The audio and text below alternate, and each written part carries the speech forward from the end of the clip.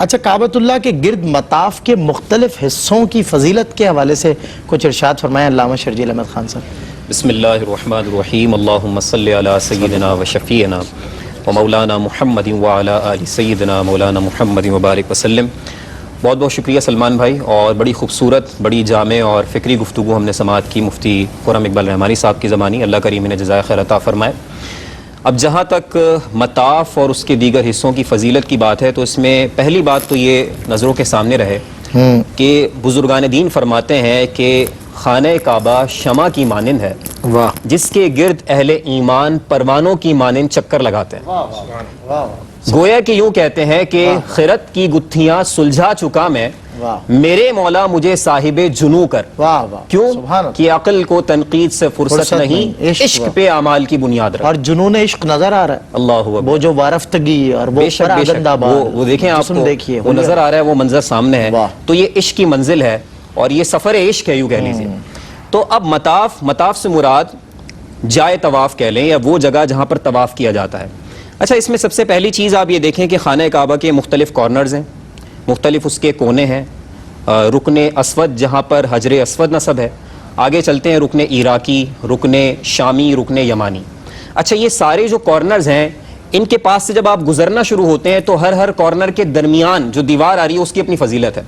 یعنی کہ اس بات کو کتب کے اندر لکھا گیا، اور خاص طور پہ یہاں میں کوٹ کرنا چاہوں گا امام فاقیہی رحمۃ اللہ علیہ کی کتاب اخبار مکہ، اس میں آپ فرماتے ہیں ان حول الکعبۃ قبور 300 نبی، فرماتے ہیں کہ بے شک کعبے کے گرد جو جگہ ہے یہاں پر 300 انبیاء کی قبور موجود ہیں۔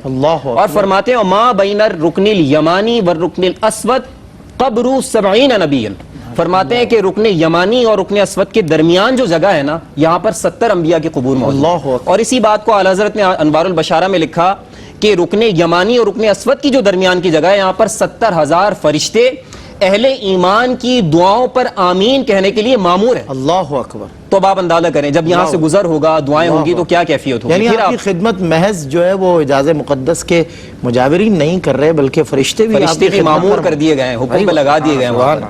تو آپ یوں سمجھ لیں کہ جو پورا مطاف ہے، یہاں پر انوار و تجلیات کی بارش ہو رہی ہے۔ حتیم ہے جس کے بارے میں روایات میں آتا ہے کہ عین کعبہ میں داخل ہونے کے مترادف ہے۔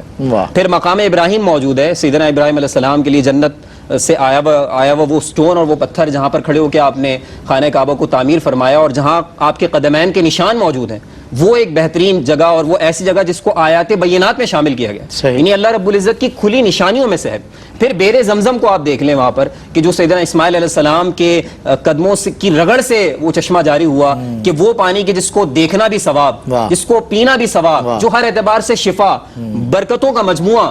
تو یہ تمام جو چیزیں حاصل ہو رہی ہیں مطاف کے اندر آپ کو حاصل ہو رہی ہیں۔ اور آپ یوں سمجھ لیجئے کہ ایک کارنر سے دوسرے کارنر پہ بندہ مومن جاتا ہے، ایک ستون سے دوسرے ستون کی طرف جاتا ہے، تو نئی اور ایک اثر نو نئی طرح کی برکات لے کر آگے بڑھتا ہے۔ اور جب یہ طواف مکمل کرتا ہے تو ہزاروں برکتیں اس کے دامن میں آ چکی ہوتی ہیں۔ تو طواف عبادت بھی ہو رہی ہے اور ساتھ ساتھ کثیر برکتیں اسے حاصل ہو رہی ہیں۔ اور یہ جو میں نے انبیاء کرام کے حوالے سے بات کی کہ ان کی قبور موجود ہیں، یہ امام حسن بصری کا بھی قول موجود ہے، اور انہوں نے اس کی وجہ بیان کی کہ ایسا کیوں ہے۔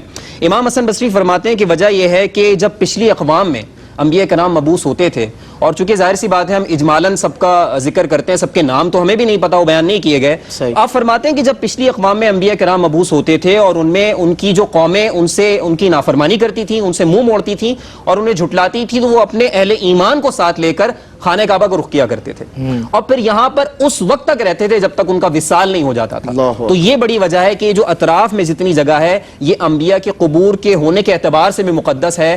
تو یوں کہہ لیجئے کہ خلاصہ کلام یہ ہے کہ یہ پورا مطاف انوار و تجلیات کی جگہ ہے۔